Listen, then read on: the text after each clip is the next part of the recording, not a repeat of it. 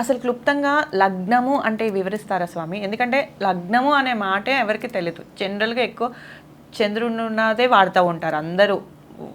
జనరల్‌గా వాడేది అదే చెప్తారు ఎవరిదైనా. ఆ లగ్నము అనే దాని గురించి క్లుప్తంగా చెప్తారా?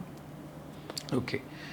అందరూ నక్షత్రాన్ని బట్టి వారి వారి నక్షత్రం చూసుకుని వారి వారి రాశి ఏంటో తెలుసుకుంటున్నారు. జన్మ నక్షత్రం చూడడం, వారి రాశి తెలుసుకోవడం. కానీ అసలు విషయం ఏమిటి, మీ జాతకం కరెక్ట్గా తెలుసుకోవాలి అని అంటే మీ టైం ఉండాలి. మీ జన్మ ఎన్ని గంటలకి మీరు పుట్టారు అన్నదానికి కనీసం అప్రాక్సిమేట్ టైం అయినా ఉంటే దాన్ని బట్టి బర్త్ టైం రెక్టిఫికేషన్ చేసి ఫలానా సమయానికి పుట్టి ఉంటారు అన్నది నిర్ధారించి దాన్ని బట్టి జరగబోయే ఫ్యూచర్ చెబితే పాస్ట్ ప్రిడిక్ట్ చేసిన తర్వాత అడ్వాంటేజ్ ఏంటి అంటే జన్మ నక్షత్రము 27 నక్షత్రాలు ఉన్నాయి.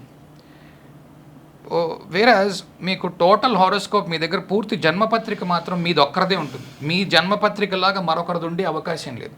కనుక లగ్నం తెలుసుకొని లగ్నం సరిగ్గా క్యాలిక్యులేట్ చేసుకుని పెట్టుకుంటే మీకు యాక్యురసీ బాగా పెరుగుతుంది. మీదే చూస్తున్నామన్న విషయం తెలుస్తుంది. అసలు జన్మలగ్నము అంటే ఏమిటి?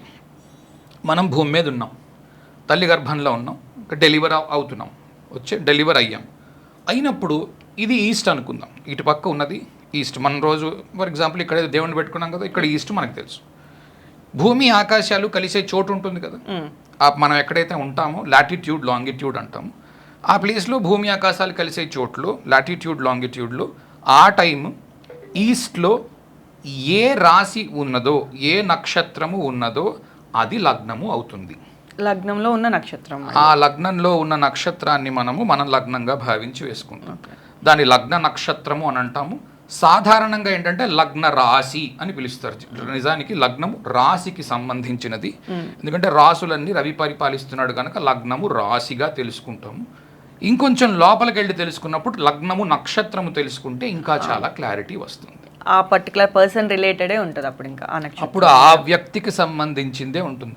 అతని యొక్క లగ్నాన్ని, అతని యొక్క లగ్నాధిపతిని, అతని యొక్క లగ్నాధిపతి డిస్పోజిటర్ని ఇలాగ మనం వాడుతున్నాం.